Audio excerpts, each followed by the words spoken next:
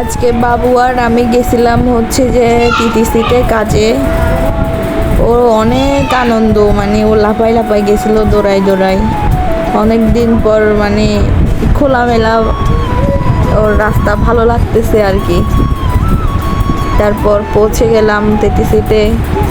ওইখানে অনেকক্ষণ ছিলাম, অনেকক্ষণ ও চুপচাপ ছিল, মানে ও লক্ষ্মী, এতটা ভেজালও করে না আমাকে।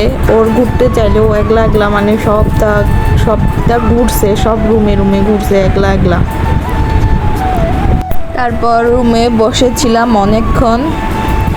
ও মানে এমন চুপচাপ ছিল, এই দেখেন না, এই লক্ষ্মী বাচ্চারা হচ্ছে এরকমই হয়।